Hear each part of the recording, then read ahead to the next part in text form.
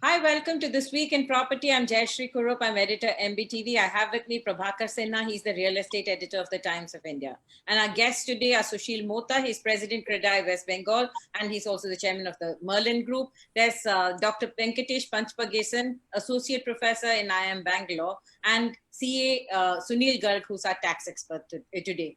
Thank you so much for joining us. The issue here is all about finance for the real estate sector. The issue is, should the real estate sector cut prices? Deepak Parekh of HDFC told the developers, don't hold stock.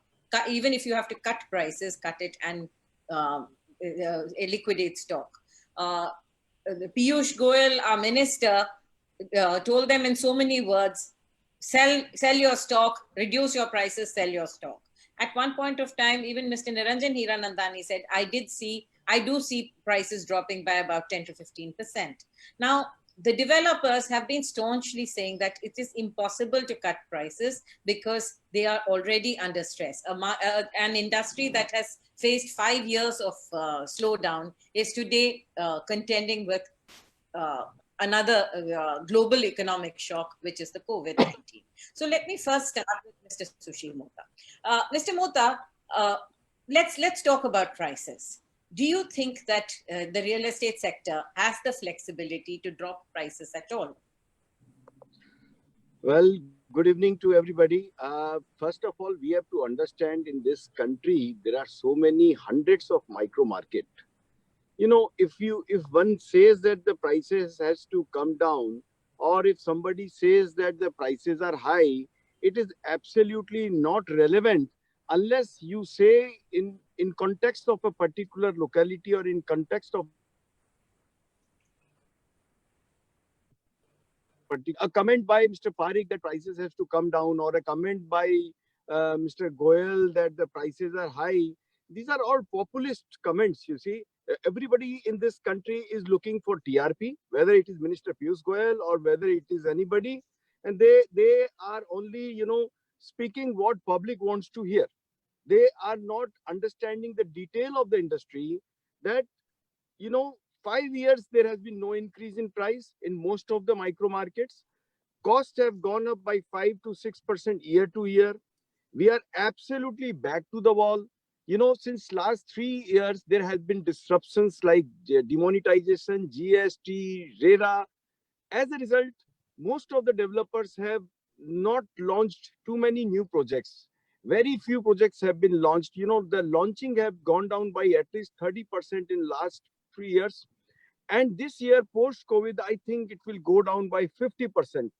Result, there has been a lot of unsold inventory being cleared now.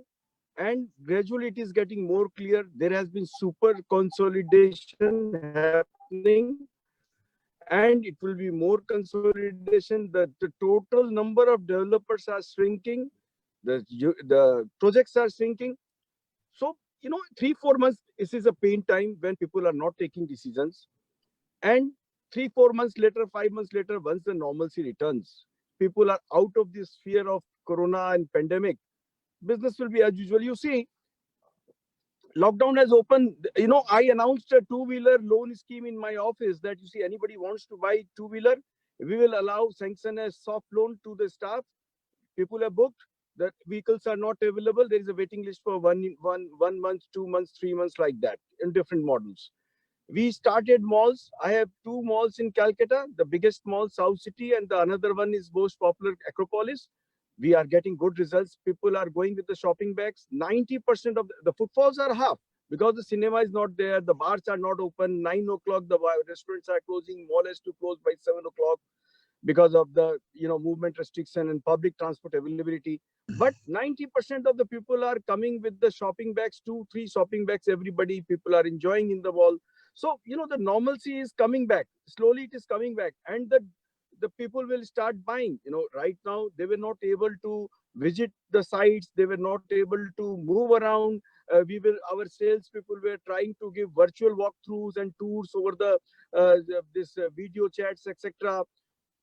Home is a serious thing. People just can't take decisions like that. Just by video chat, one can do a token booking. Some of them has done it. There have been 20-25% sales during the lockdown also.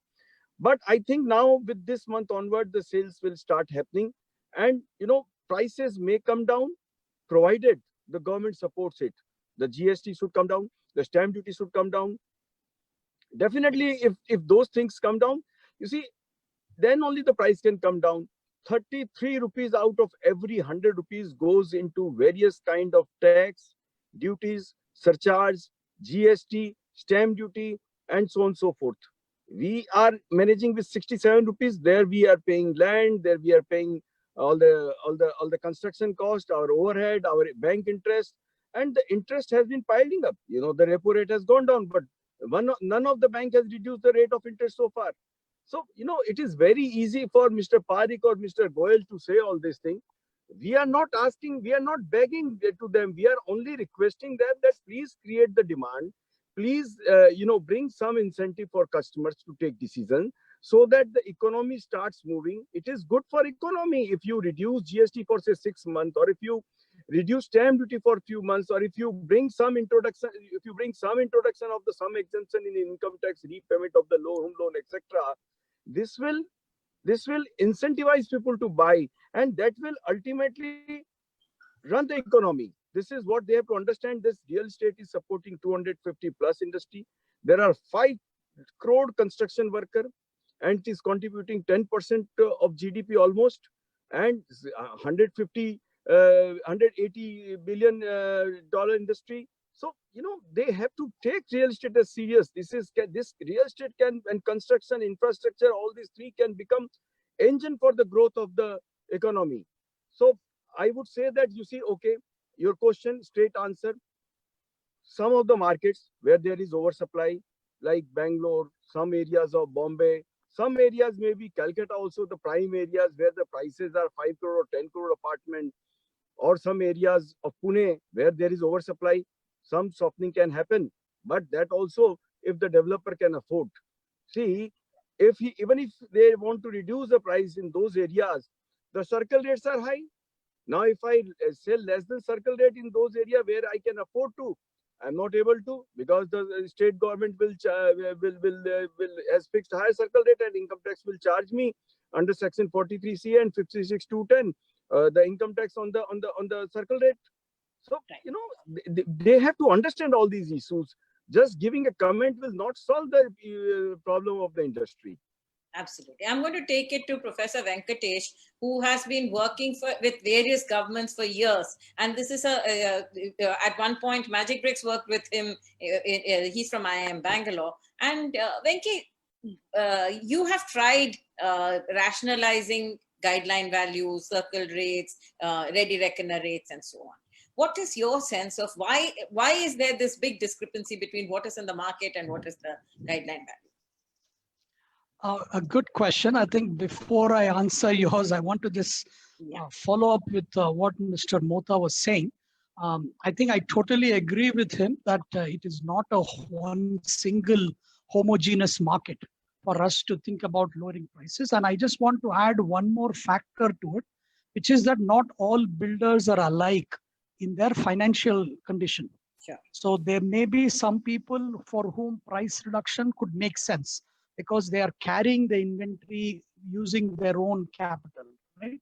So if you assume inventory is nothing but a locked capital that you have already locked up.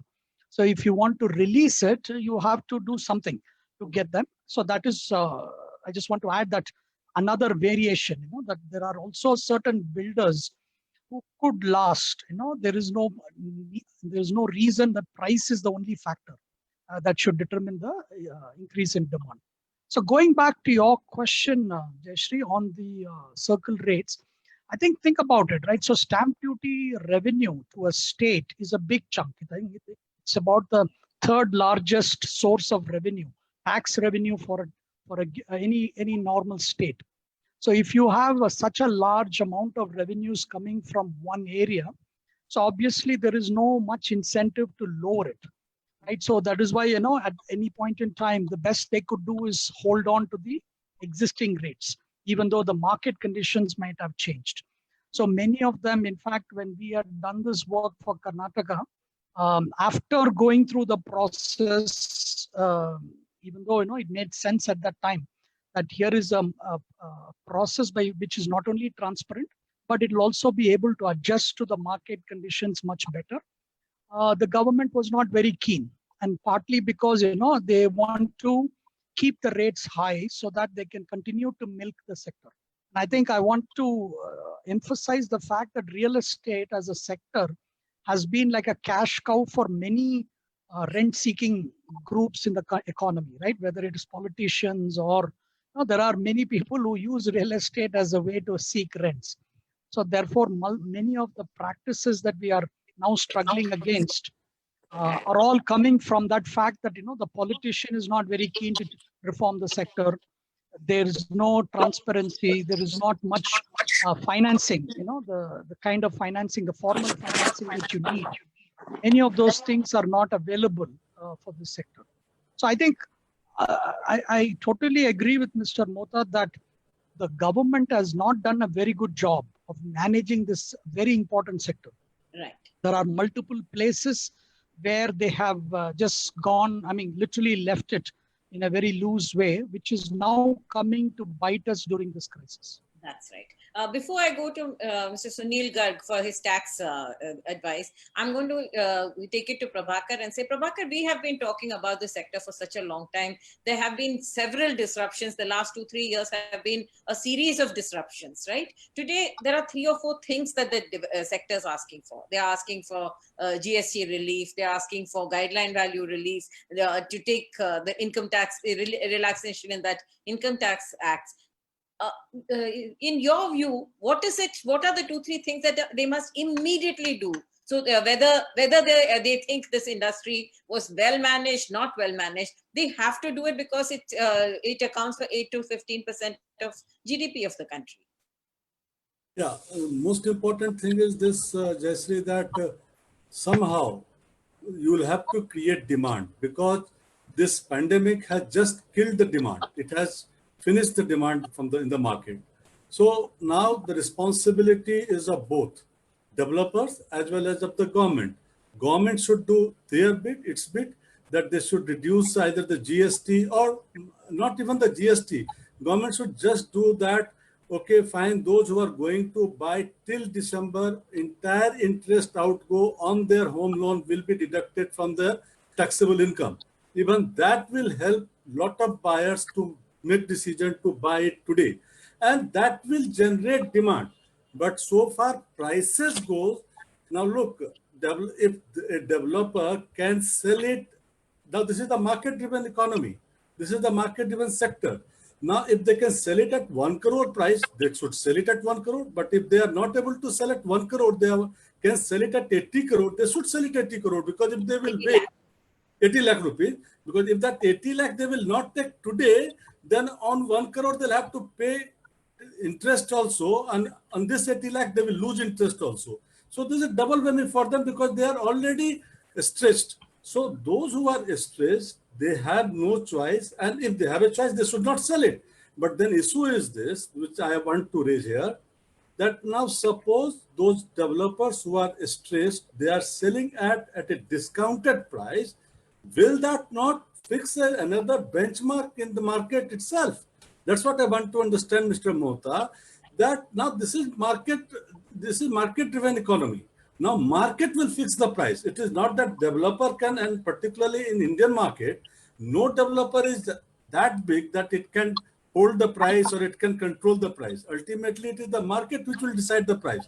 And they have to sell the product in the market if they have their inventory lying with them. And if the market says that no, you'll have to now government must play its own role. Government must reduce the taxes, or government should give some more incentive to make people buy, because pent-up demand is there. Only thing is this, that you'll have to bring them out. But another thing, which is another 6.25 to 7.25 is the lending rate. That hasn't brought out the consumer in droves. It's not. How do you? What gives you the confidence that suddenly, suppose Mr. Mohta and the entire fraternity decide that we'll drop prices, everybody will come out and buy? Is the market ready to buy yet? That's what I'm putting on the table. Yeah, exactly. Now look, that is very important factor. Now look, economy is in such a shape that many people are not sure that whether he is going to get his salary next month or not. In that circumstances, not many people will take this kind of a decision to take कि चलो हम 1 करोड़ का loan ले लेते हैं. कोई भी आदमी ऐसे में नहीं सोचेगा. See, the So, thing is that it is not necessary that you can't force a customer to buy, but you can make the conditions suitable for him to buy. Yeah. The moment Exactly. he's comfortable to invest in a house, you should be able to do it. Right That now, is the the role of government is not government. doing anything. Yeah, I agree with you.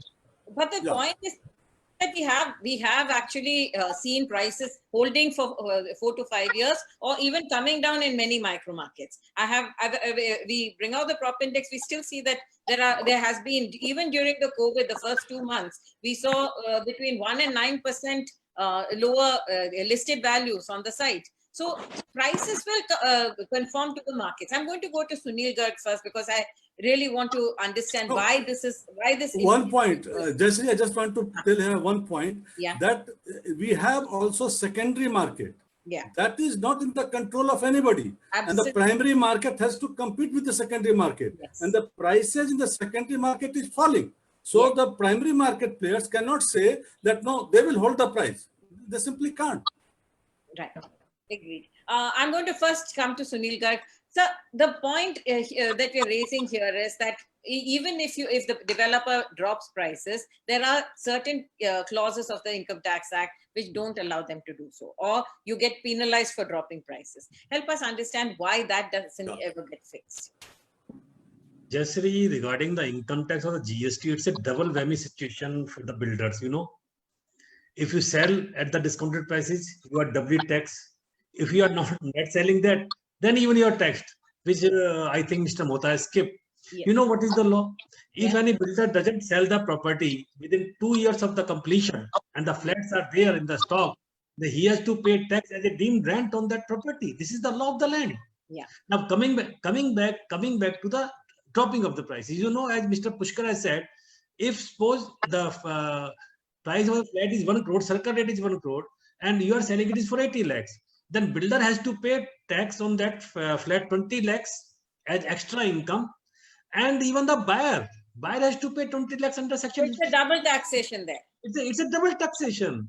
It's a double taxation. And not only that, if suppose, because the flats change hands so many times, if again that buyer who has purchased discounted prices again sell it on, say, 85 lakhs, then he has again to pay, the buyer of that property again to pay tax on the 15 lakhs, because the circle rate is 1 crore. So this is always a double whammy situation. What happens? The Finance Act 203, they brought a provision 50C, and the provision was for the capital assets. Practically, it was for the capital asset, and it was brought as an anti-abuse method. Right. The government thinks there is always a underhand change cash in the property transaction. That's why the provision was brought in. But somebody suggested, I do not know who suggested, the government in 2013, that let us bring the provision for the builders also. Basically, they are the businessmen. Why they are selling? Because the price always depends on demand and supply. And why anybody will sell on a discounted price? Try to understand. And what happened during 2004 to 2010, when the market was booming, as Venki said, every state government, they think it's a cow, they try to milk it, and they increase the prices of the flat or the circle rate so high. Now, after 2014, when the price stopped dropping, the situation is that in some markets, practically the circle rate is much higher and actual price is not. And another situation is that, another confusion is that, even you don't have any mechanism in the income tax to counter the prices fixed by the government. Right. The stage when you can counter is the assessment stage. Yeah. And then it will be a penalized situation. You cannot even raise a question in advance that I am selling the flat at a discounted prices. So there is no mechanism in income tax act. Yeah. Then mandatorily you have to show the difference as your income. So this is not a very good situation. Same is the case with GST. If you sell the under custody property, 18%. If you sell the constructed property, then no GST, no input, but then you pay the stamp duty tax. because the state government don't want to lose the revenue on account of stamp, and central government, they are not able to force them to bring them under the GST regime. This is the position. It's a very confusing position. We also have represented with the government that please at least amend section 43 CA. And what the finance minister has done, now they have said, they have brought the introduction, okay, up to 10% difference, we are not saying to going to say anything, but what is the 10%? Yeah. If you are selling below than 10%, then the whole amount will be taxable. So this situation is not good for the builders. And I think this is a break for selling the flats. I think the bigger question, Jayashree, is that many of the government policies are designed for that 10% of people who are abusing the system. Right. You know, the focus is always on those 10% of the population, and the 90% have to pay the price. Unless proven otherwise. We are trying to catch the thieves, but we couldn't push. This is the position. If I may put in here that, you see, okay, there was a time when, you know, this black money was part of real estate transaction. That is 15 years back, 20 years back. Now you see with RERA and all these things, so much of transparency has come and the sector has become organized.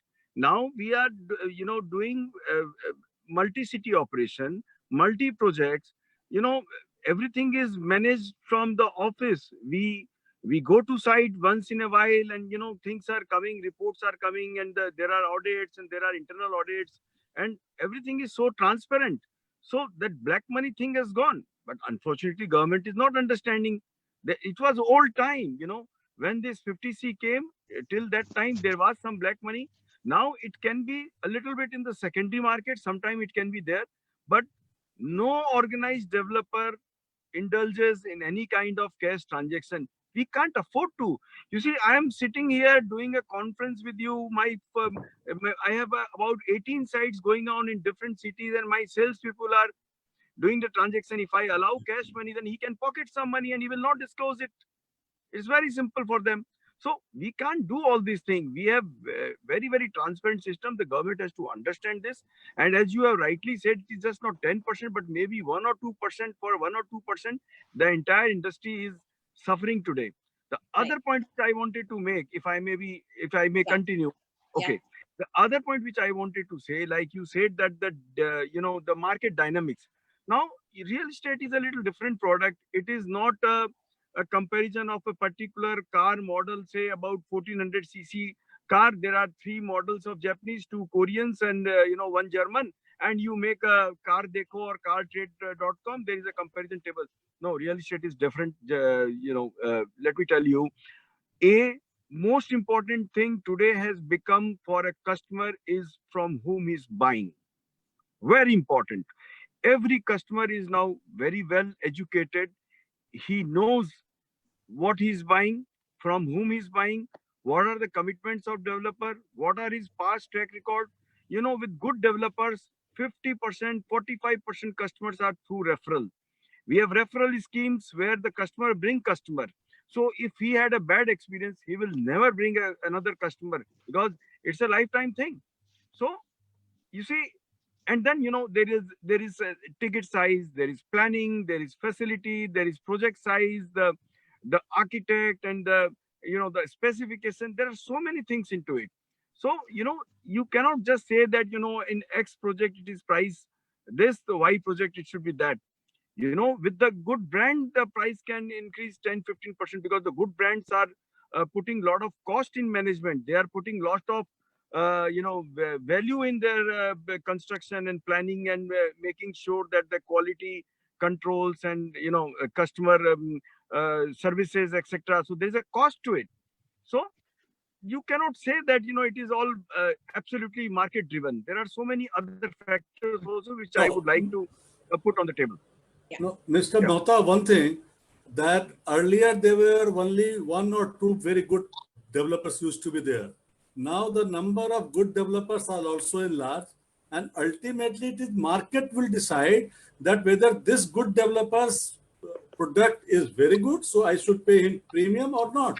I have seen some of the good developers are still commanding 15 to 20% premium from their neighborhood market, neighborhood apartments. But now there are a number of good apartments have come. Those are not selling. So now those players, and there are secondary market in those good apartments also. And they are investors, large number of investors are there. Now those investors don't want to hold today because holding cost is at least 10-12%. Now they say that if I'll exit today, at least I will get. Now one thing only I want to say is here, that developers should not be made to sell their project. They should not be pushed to that corner where they have no option. So like if the bank is not giving them any loan, now things are like that, then they'll have no option but to sell only. That situation should not come to an extent, but ultimately they'll have to raise their funds.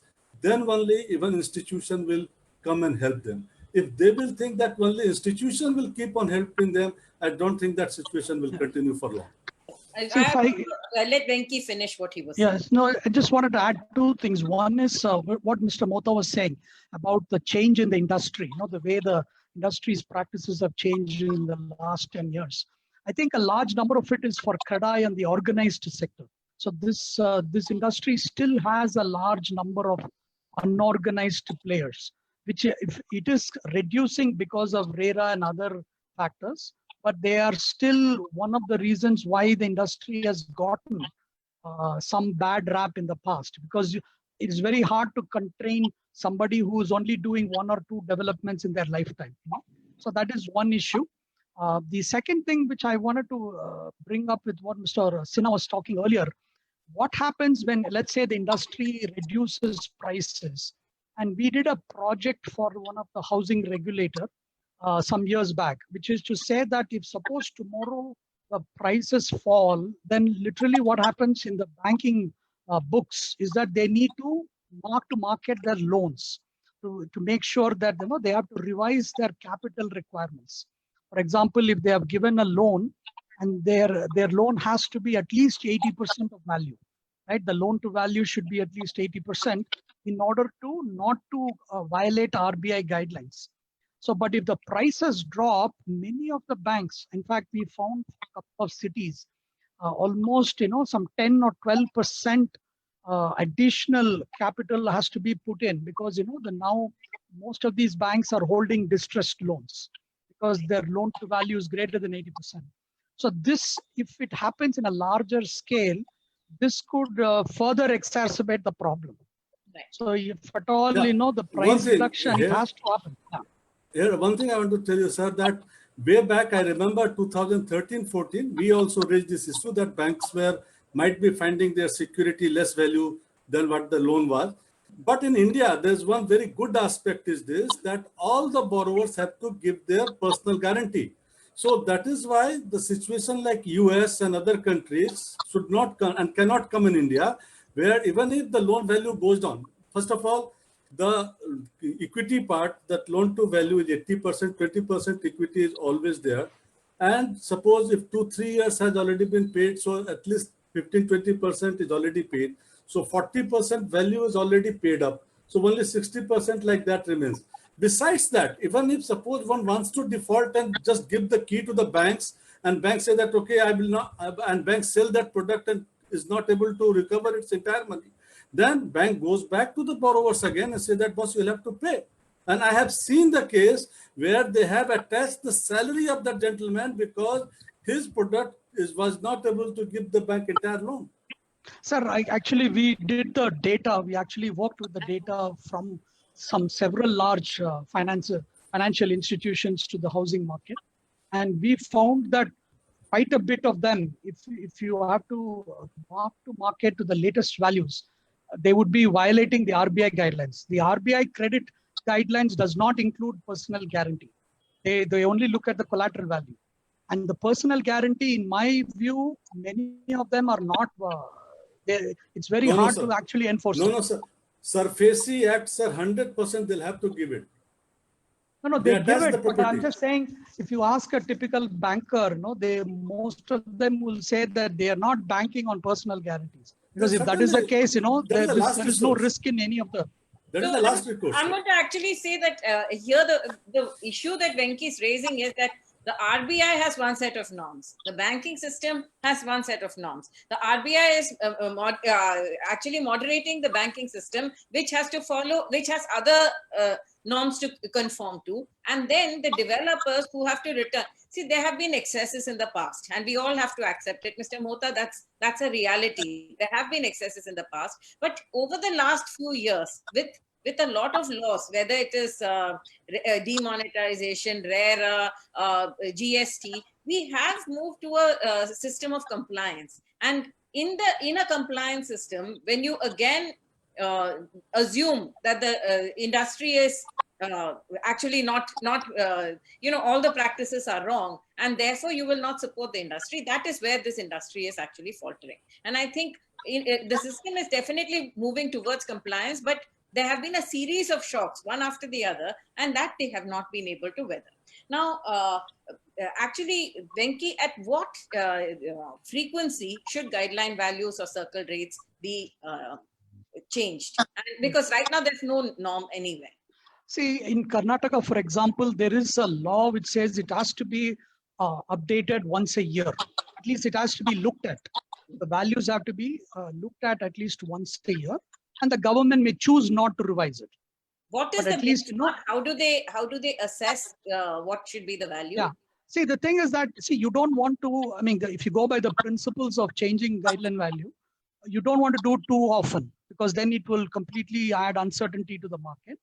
At the same time, you should not do what you're doing now, which is don't change at all for 2-3 years. Yeah. So I think my gut feel tells me that it has to be at least once a year. And if you use, there are tons of scientific models that are available, which can allow you to use the estimate that is from the market. I think as Mr. Sinha was saying, right, this is a market-driven sector. So you can actually get information from the marketplace, and many of the transactions now are happening above the table. They do not have as much under-reporting as it used to be in the past.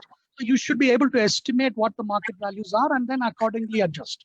So I don't see any reason why you can't do it more than, at least once a year they should try to do it.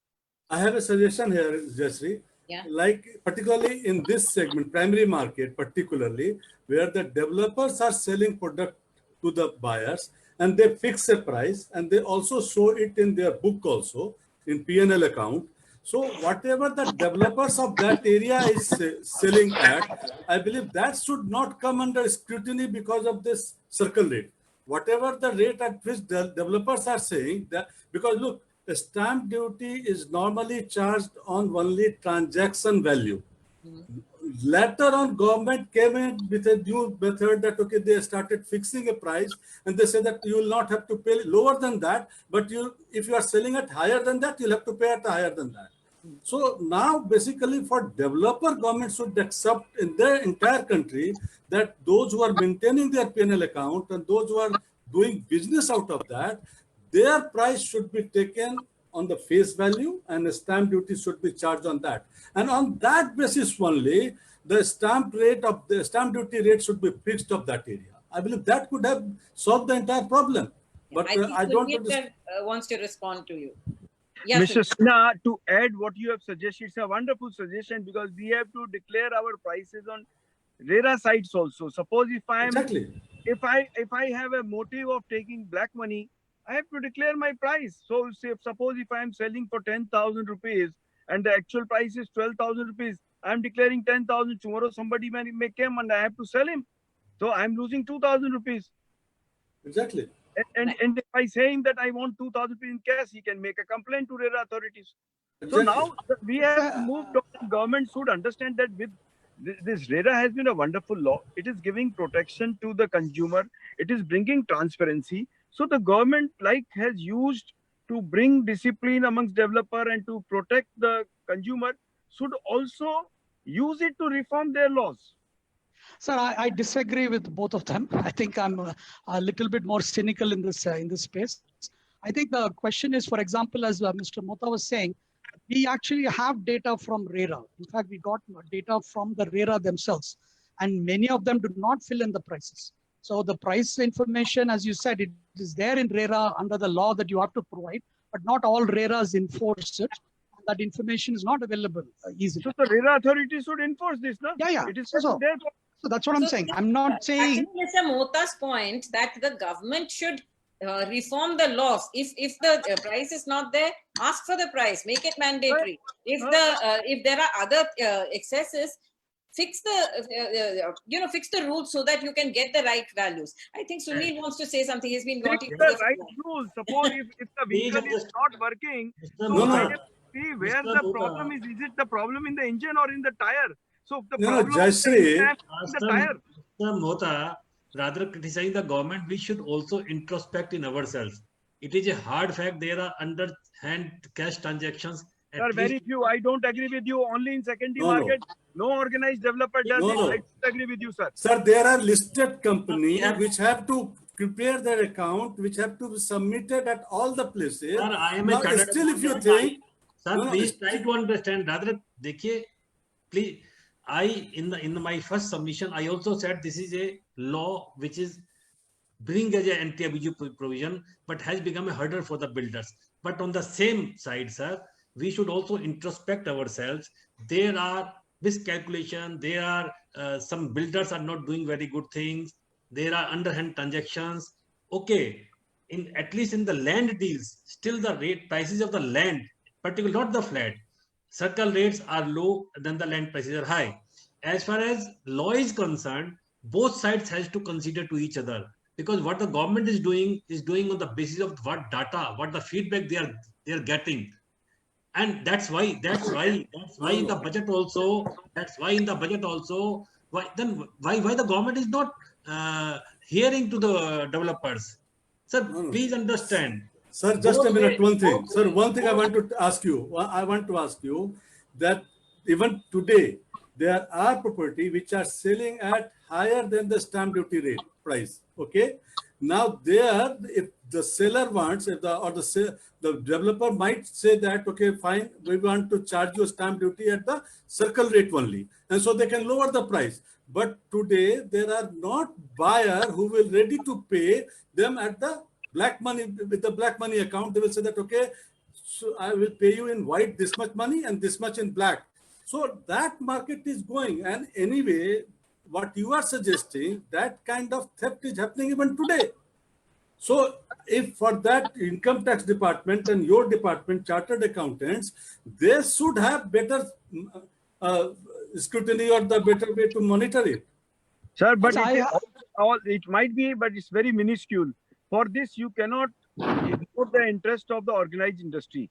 This is what my humble opinion. See, the thing is, it is not.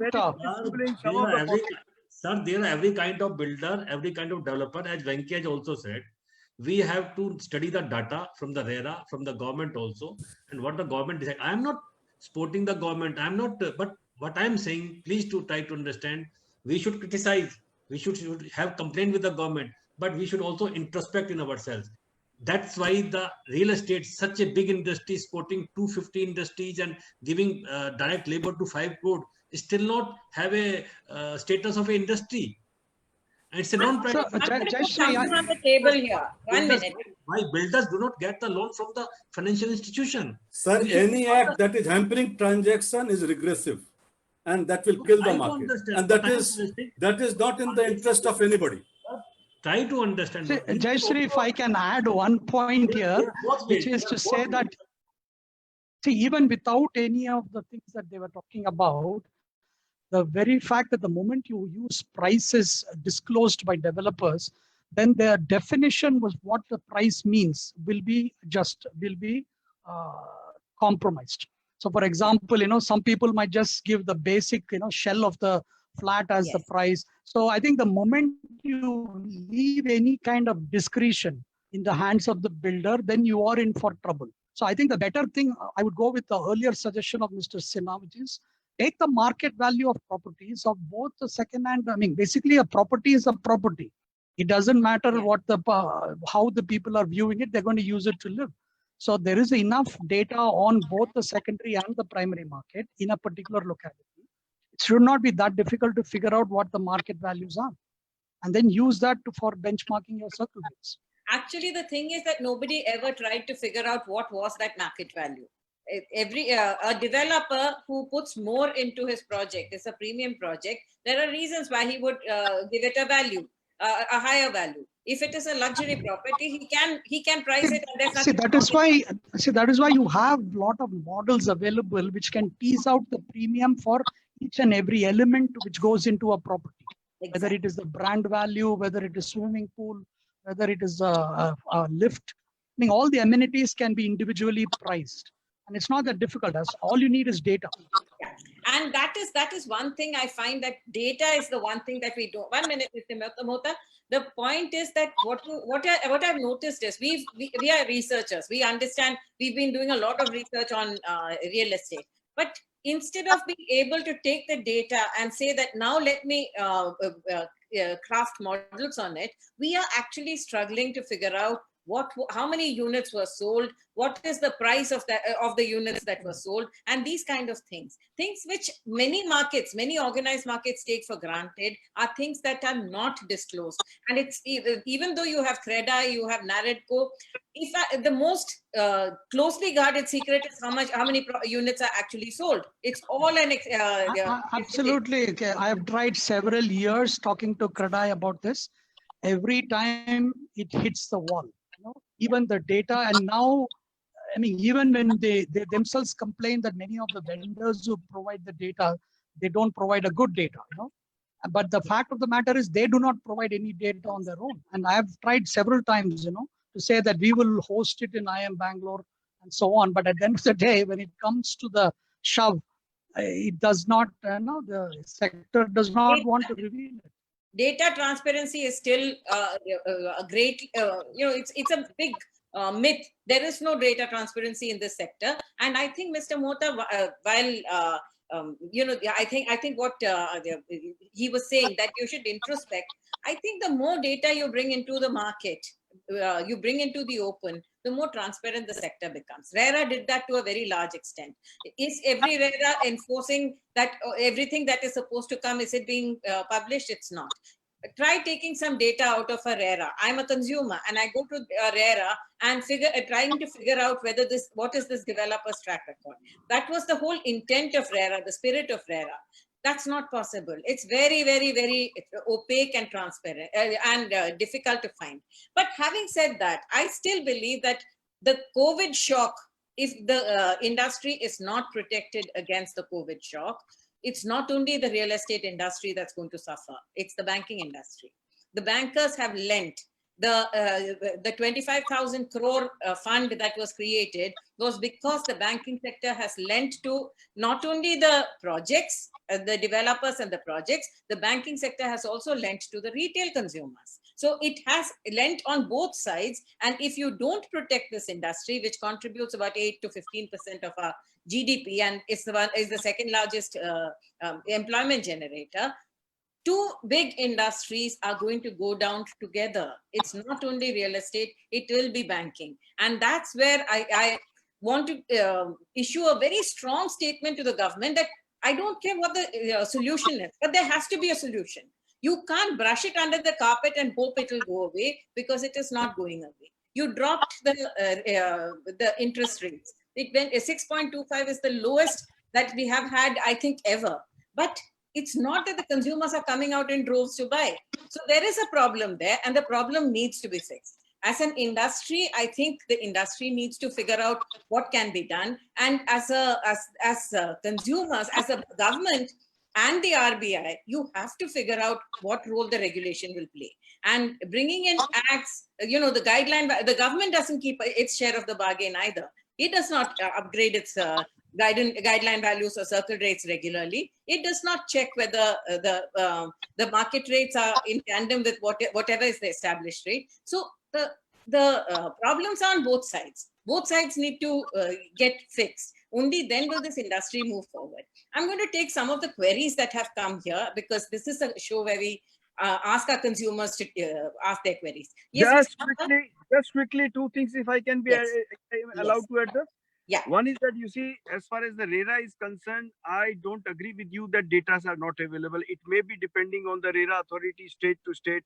As far as my West Bengal is concerned, our WB HIRA, it is not RERA, it is HIRA, but it is same law. same law, it is only name is changed, is absolutely transparent. All the data are available. You can open the website and you will get everything. In fact, the RERA officers are sending WhatsApp message to us with, you know, how many projects registered, how many units and all that, so and so forth. We have complied, we have compiled data here from West Bengal. I will send you the data. We have all the data. Our youth wing is working on it and we'll be very happy to share data with you. Sure. Okay.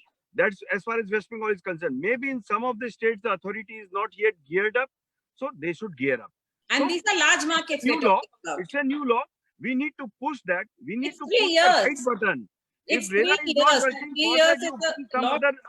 other draconian thing is not the answer.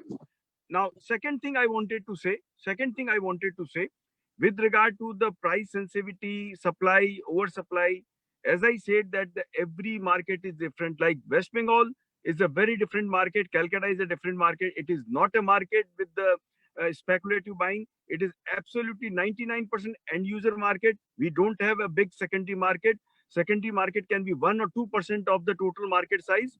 And we have no oversupply here because the developers here are very organized. You will not find cases like Amrapali and Supertech and Dupertech and all those things and DP Realty and all in West Bengal. You have not seen all these things here. We are very disciplined lot here in West Bengal, and West Bengal prices are always very, it has never been volatile, you know. So, and because there is not oversupply also, we developer are happy in doing what we can digest. We don't want to take more on our plate and then, you know, get in trouble. So that's as far as my market is concerned, where I'm operating from. I have projects in Pune, Chennai, Odisha, and I have done some projects in Raipur also. But as far as Calcutta is concerned, it is very disciplined market, and I don't see Calcutta. Most of the projects are between 3,000 to 6,000 rupees, where the margin are 300 to 500 rupees. There can be any drop. It's just not possible because there is no oversupply also. And we are selling, you know, now this month we have recovered to almost 40-45% of the sale. Next month, our target is to reach 60-65% of our normal sale. So I think, you know, West Bengal. But the RBI doesn't take only Kolkata, na? The RBI takes the entire country's market, and you have some huge markets like Maharashtra, NCR, Karnataka. You know, the whole country is suffering because of some developer from the northern India. It's not only North India, sir. It's not only North India. I believe that there have been excesses in many markets across the country. Exactly. Actually, the way to put it, Jayashree, is the investor-driven markets. Yes. I've seen most of the excesses. This is the nerve, because it's both investor-driven and the consumer-driven. Right. And the expectation of investor at the early stage, when the project is growing, is very high, and builder has to make the investments so attractive for the investor, and the rate of interest charge is very high.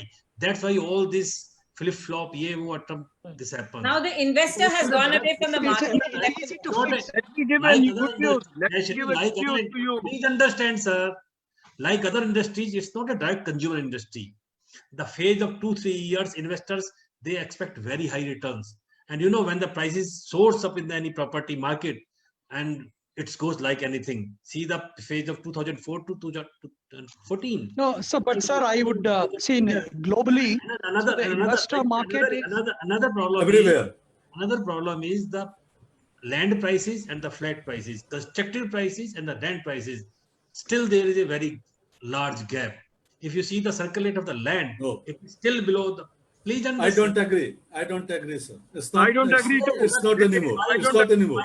I can give you that. I can give you the. Maybe No, it's not anymore. Maybe Well, one. I can give you the. You know, Please I'll tell understand. you the land prices I are have low. the data. Where the politicians are putting money in land. I have the data from Ministry of Finance.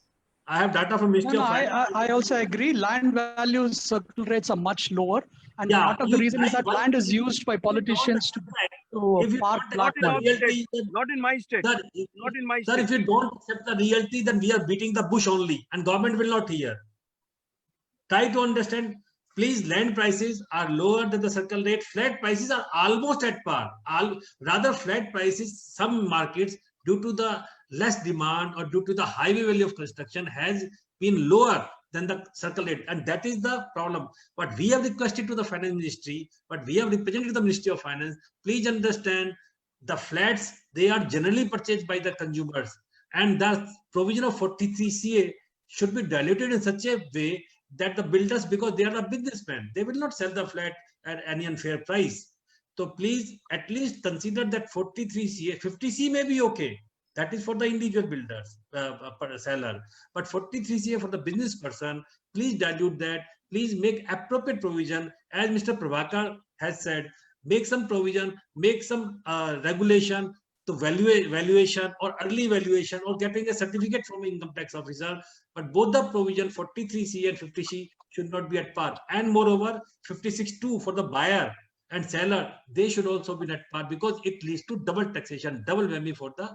But as I said, that we have to introspect both government also and the builder also. Sir.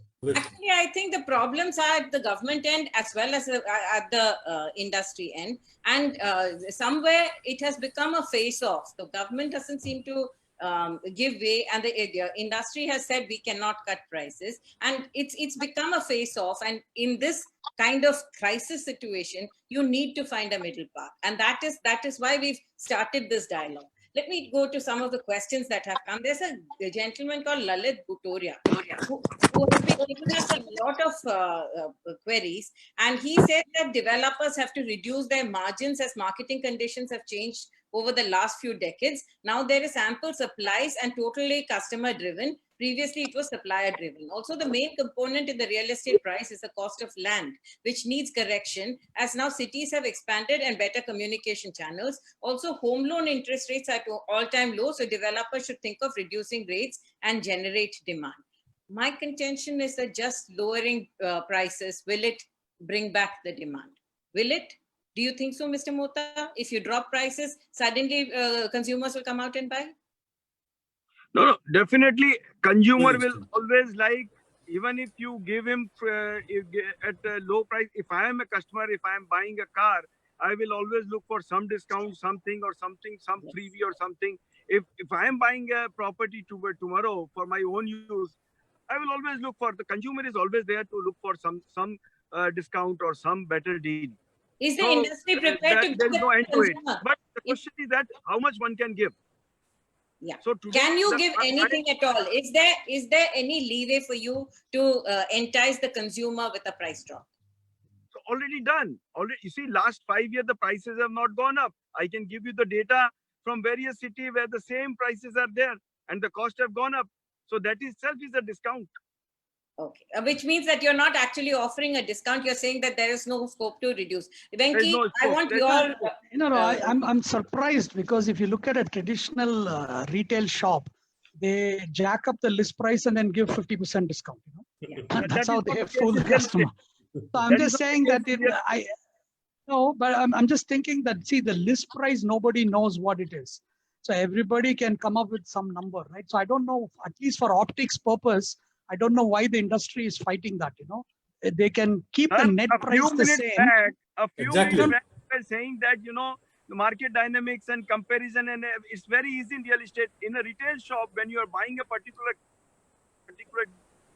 it is not possible to compare. There you can jack up 100% and then give 50% discount. But in a property, it is not possible. Sir, in fact, I would say the opposite, sir. The property is so unique that your list price is your own. I mean, it's very hard to take one person's list price and compare it with somebody else. There is enough and more competition in the market. No, but I'm just saying, just from optics, just as a side comment, Jayashree, that doesn't happen. I beg to refer you, Venkatesh. It doesn't happen in real estate. So there is nothing called rack price nowadays, sir. Every individual has their own price, and it depends on his negotiating capacity.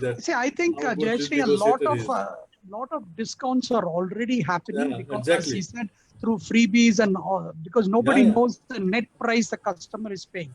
So I think the cost of moving into a property has already gone down in many places. And again, because of the opaqueness in the industry, it is not coming out.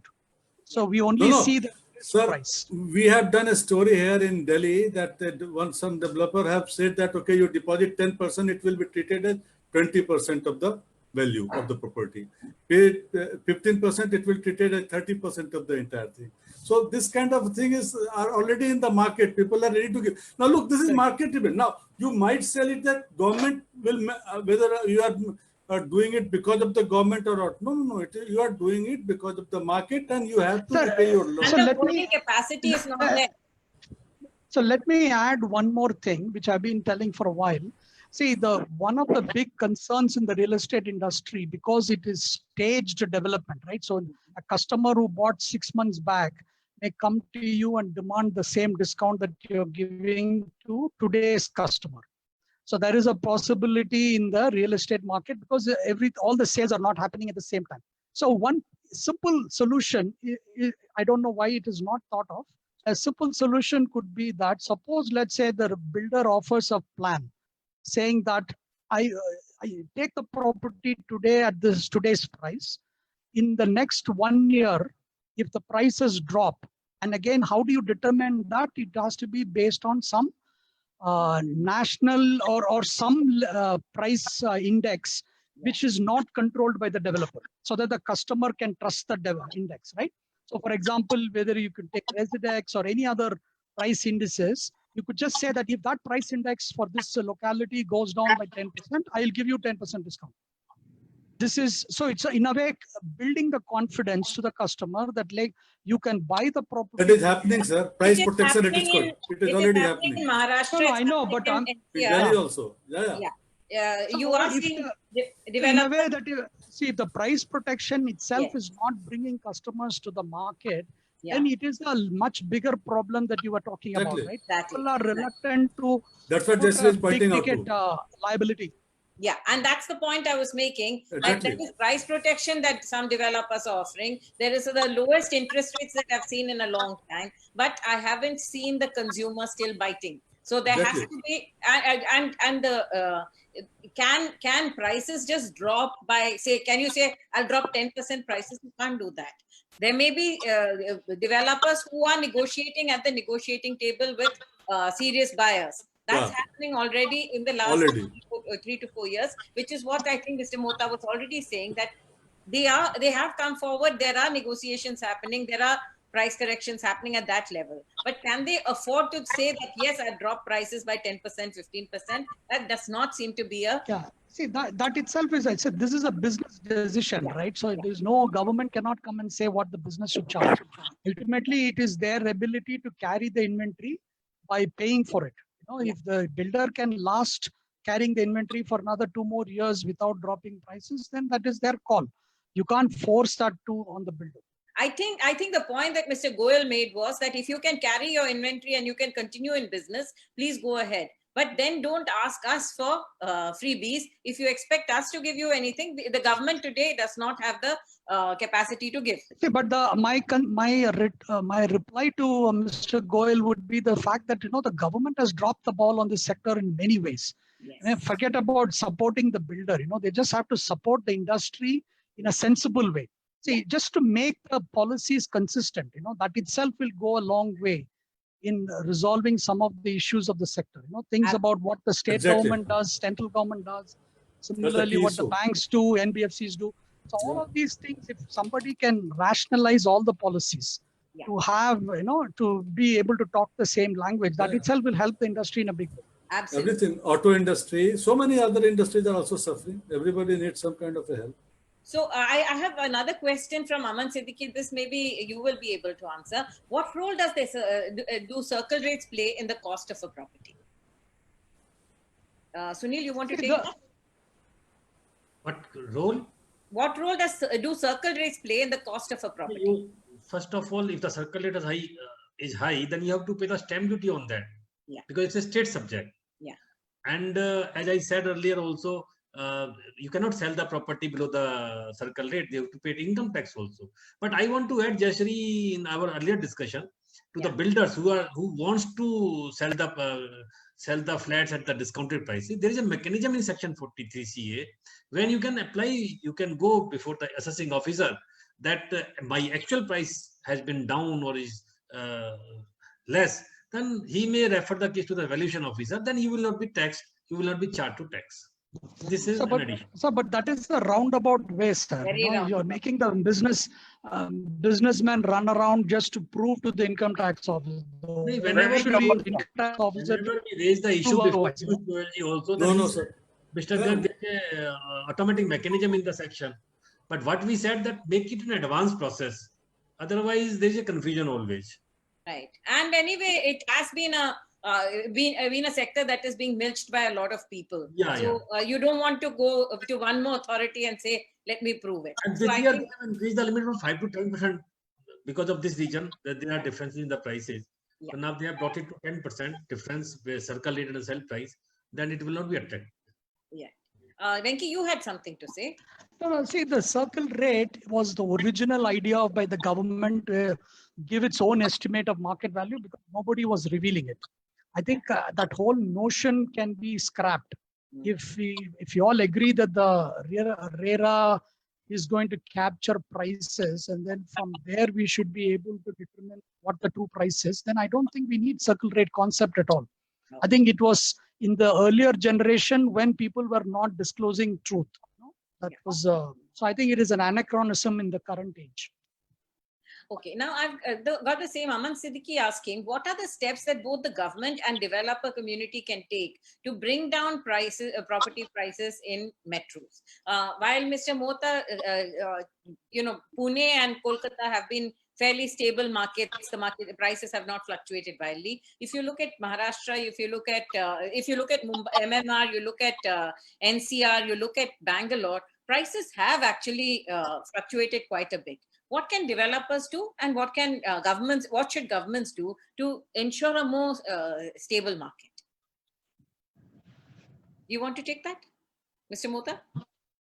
No, you see, again, as we have been discussing that, if in a particular micro market, if there is more supply and developers have to clear the inventory, they have to clear the inventory even at a loss, even at a discount. So they will do it. Exactly. It's absolutely market-driven thing. That's number one. Number two, with regard to the government thing, what you have said, government has to look into that, not by reducing tax, but how to generate the demand. There are various means of generating demand. See, they can offer a 6-month window where, like somebody suggested here in the panel that, whatever, repayment has been done of loan, income tax exemption is a beautiful suggestion. Then, there can be some, incentive in some GST reduction for the time being. Say only a 6-month or 8-month window so that, the industry can breathe at least. The customer will come back, the industry will start running, and then you can withdraw this. You give it a particular time, 6 months, so that people will feel urgency and they will come. So these are the few things I would like to say. Sunil, do you think that the GST rates can drop, and what stops the government from doing that? There are 2-3 reasons. As far as 18% GST is concerned on constructed flats, then you are getting the input also. And Sir, most it is not, sir, I would like to correct you, sir. There has been 8%. amendment 2 years back. Now it is not 18% with input. Now it is 5% on the flat without input. So as a result, our costs have gone up. In fact, our costs have gone up by 350 to 500 Coming to that, sir. If you had an under construction project, you had the option of opting for 18% with No. No, It was no. the law has changed. All the projects post January 2018, there was a cutoff date. If any project has 5%. started that, it is 5% without input credit. Yeah. But that is something that the developers had asked for, sir. Exactly. When we had an 18% with input tax credit, it's the developers who... I want to say there is no input credit. The customer is paying 5%. I'm just putting the facts. I'm not arguing on it. I'm just putting the facts on the table that in residential property, where the value is more than 45 lakhs, it is 5%, where we are not getting any input credit. And because we got it a relief for the customer, so that customer feels that, okay, he's only paying 5%.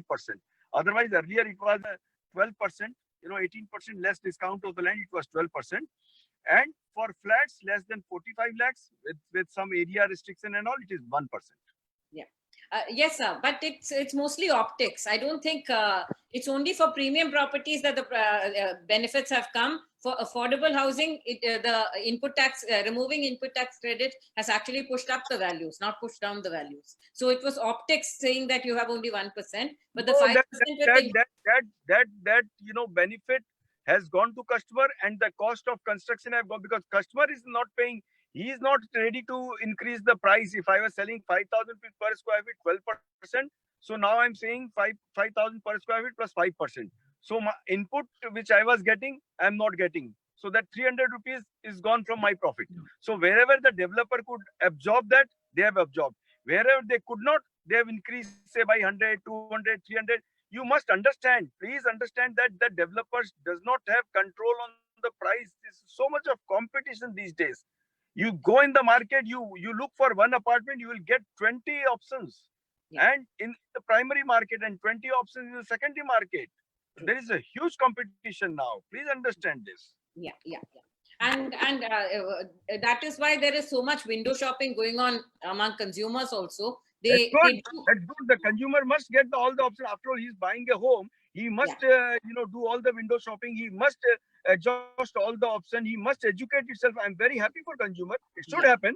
And RERA is biggest source of information. He can get all the projects on the RERA. He can download the information. Then he can go for window shopping. And may the best builder win the customer. Why not? Not It's so a easy, Exactly. sir. RERA is not so easy. Getting information out of RERA is not so easy in every In state. my state, it It is is, easy. So yes, I'm yes, talking sir. about Yes, sir. In and I West think Bengal, in it is. Maharashtra also it is easy. I know about 2 states. Maharashtra also it is easy. In Bengal it is very easy. See, if I want to join in on this question that you asked, right? What can the government do? Yeah. I think on the demand side, I think despite I think there are a lot of the suggestions that are given out here. Yeah. Still, I think the concern among customer would be, should I take in a big ticket liability at this stage? I think that is going to be very hard to break until some level of resolution comes on the medical side for COVID. Whether we get a vaccine, Yeah. or some level of certainty comes in. But what I am concerned much more than this is the fact that now large number of financial institutions who are strapped for liquidity, who are going to face the music. Once, let's say a few developers who are living on the edge default, there could be a financial contagion, which is not, I don't think our economy can take. There's a whole lot of NBFCs and banks who are exposed to this sector.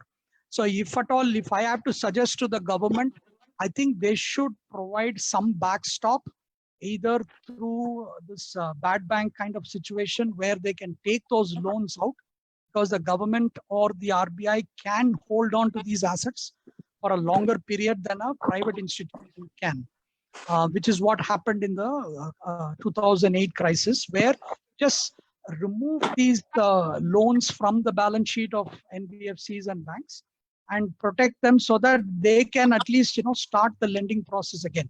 Because if the moment a few NBFCs get into trouble, then this sector is again going to be the first sector where they will stop lending. Now this is going to be another chain effect, which I think is a much bigger problem today than the customer demand, because customer demand, ultimately it's up to the customer to figure out whether it is ready to invest in a big ticket. Yes, we have actually overshot our time limit, but I'm still going to take 2 more questions because I think the questions that they asked are very, very critical. How can we keep the cost under control on the construction material side? And is there anything that we can do to reduce the construction period? And Mr. Mohta, I would like you to respond to these 2 questions. Okay, 2 things. One is that the government must act against the cartelization by cement and steel people. Absolutely. We have already written to Prime Minister, that is one major source of our cost. Yeah. Second is that, this cost can come down by, we have an approval period of, ranging from say 8 months minimum to 2 years in different state and different geography. And the bulk of this time is because of the environment clearances. Now, you are getting the same kind of, cut, paste, copy environment clearance for almost all the projects, depending on the size and all. But there is a process of committee, presentation, this, that, and all those things. So the government is trying its level best. Here, the government is not the villain, I must say. The government has tried its level best to delegate this power to the approval authority with the set of guidelines that these are the things you have to follow. And then there will be ultimately, once the project is complete, before CC, all these things can be checked, and these will be part of sanction condition. Like for sanction condition, there are aviation condition, there are some what you call it, regulation lines, etc. So this is there, but there are some some NGOs and somebody, and I think they are funded by the touts and the consultants who are doing this environment clearance. These NGOs, etc., are front of them, and they are installing this process. So, my approval process, World Bank is saying that, this can be ease of doing business index. The construction permit is a very important thing. And in Bombay and Delhi, it is included. In Calcutta also, they are doing it. Now, they are talking about 15 days clearance, 1 month clearance and all. But how can it happen? I am paying interest at the rate of 11, 12% on my land and the transaction, what I have done. And if my project is delayed by 1.5 years, 25% cost has gone up. So how do I reduce my cost? The approval process, if this reduces, the time limit can be reduced, like in Singapore and all. The architects are giving approval. There are set guidelines and the builders are supposed to make like that. And there are stringent penalty. So instead of, having every authority, fire authority, separate approval, this authority, separate approval, we are talking about one window, but it is like Microsoft window where window after window is opening. So unless we reduce this, cut down this time, because this is unprotective, it is not helping anybody. Correct. End of the day, Very simple solution, right? I mean, a simple solution for the environment is that rather than it. Cost can come down immediately with that. 10 to 15% cost can come down immediately. That we all are now following the new technologies, new aluminium formwork with the Korean technology and all, where the construction is very fast. We have enough of mechanism now available. So as far as the construction, it's available but not used. I would disagree, sir. I visit construction sites around the country. The formwork, yes, aluminium formwork has been adopted in a large measure, but otherwise technology, because our labor is so cheap, it was more on-site construction than off-site. Madam, if you have time, I can tell you. Earlier there used to be all the casting material used to go on the labor's head. Now we are using pumps. Now we are using RMC ready mix concrete coming from the factory, no site mixing. Absolutely. Lot of the material handling, all the brakes, tiles, everything is going with the cranes, etc. So a lot of mechanization has happened. Earlier, the world has moved forward much more. Days, even the digging was for the earth was done manually. Now there are JCB machines. Madam, lot of mechanization has come. But you must understand that, after all, what is the cost? I have to deliver a project constructed maximum within $40 to $50. I have done a project in Colombo, and I have visited the markets in Singapore, everywhere. Singapore and other Asian countries, nowhere the construction cost is less than $100, $100 to $150. Here we are selling less than $100. So we have to also see how much mechanization we can bring. We can't, and then there was the law of excise and all. So if you bring the pre-casted this thing, there was excise. So you have to understand all those things. Here I would say it's not that you don't use technology, but this is where you negotiate and say that let's drop the excise on construction equipment, so that it has been a long-standing demand. It's happening. I'm telling you, the size of with the sizes we are getting into, there is no other way than to get mechanization. We are getting into it. Earlier, this aluminium formwork was luxury. Now we are seeing that with this, we are reducing the cost and getting better quality of construction. My walls with the brickwork, I always have a complaint of some hairline crack or something. With this aluminium formwork, I get beautiful, absolutely clean, razor sharp walls. So these technologies are being used now, and you will see every year the industry is only matured in last 7-8 years. You must appreciate. In last 7-8 years, industry has matured. I agree. It's going through it. The industry will become 3 trillion industry by 2030. It is 180 billion now. So we have to look for that, and for that the government So Jayashree, has to work. No, just to add to the environmental clearance, some of those environmental clearance or the aviation clearance can be done at a locality level rather than individual project level. Now, that doesn't make sense to do it. So by using data that the builders provide upfront, and then say that in this particular locality, anything above this particular height is automatically cleared. So it can be a much faster process than the current way where every project has to go through the clearance. But when master plan is approved, why all this clearance is required? It has happened. Venki, in aviation, Yeah, exactly. They have now online thing. It's beautiful. Only where in certain pockets it's a problem. But environment, the government of India is, I must give due credit to government of India. They are trying, but it is some litigation happening here and there. Every time they bring something, somebody goes to court, somebody goes to green bench, and it is installed. People do not understand that by going into this, they are ultimately end consumer is suffering. That's right. I agree. And my last question for the day, why don't state governments reduce stamp duty and registration charges to bring down the cost for end consumers? This is a consumer query. And I agree with this. When GST came, one of the promises that our Vice President, who was then the minister, had said was that we will actually... Can I take this? Yes. Jayashree, can I take this? Yes, please. Thank you. Now, real estate is the only sector which has got double taxation. I don't think any other sector has got GST. Real estate is the only sector, GST as well as stamp duty. Absolutely. In fact, in most of the countries, they subsume the stamp duty into GST. Yes. That was the original draft. That was the plan. That was the plan. It has not been done. So you see, end consumer is paying again. You see, whatever I pay on the land, then either there should be stamp duty should also be there should be some input credit or something like that, or the GST rate should not be there. Yeah. So there's GST and stamp duty. It's a double whammy. It is a double taxation. Sunil, can you also comment on this? Yeah, he's right. This is a milking cow for every state, as Venki said. Third most generating revenue for the state, and they don't want to lose it. And that is the difference between the GST Council also. Yes. And Venki, your comment? No, I think they should scrap it.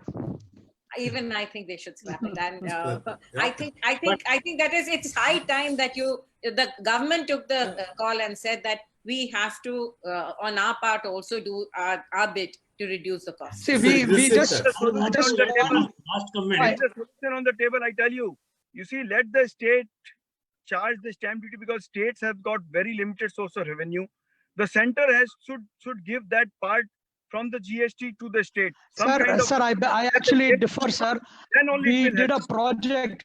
We did a project for affordable housing where if the state actually makes the stamp duty zero, they would still be better off because of the tax that the construction activity generates for the state. So we actually showed using data that they could easily get rid of stamp duty because they are anyway generating the construction activity, which is where they will employment. get Employment, which is the most important publish that report on our site because we would like to send it on to the government as well. If I can get a copy of that, please.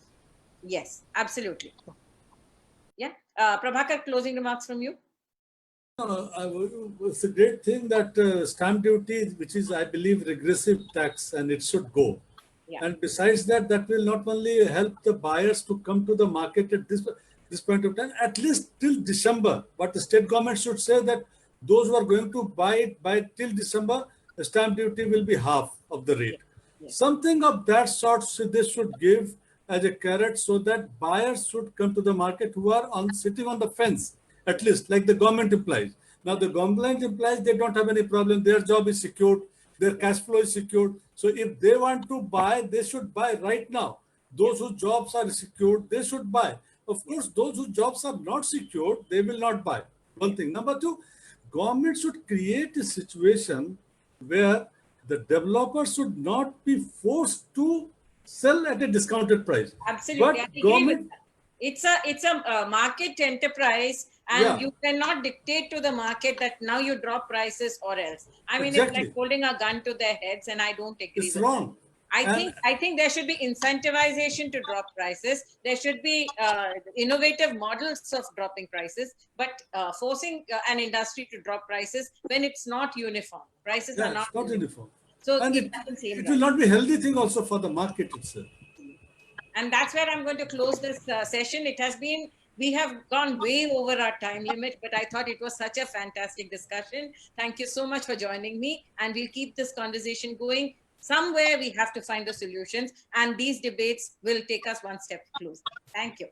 Thank you, sir. Thank you, Jayashree. Thank you. Thank you, Jayashree. Thank you.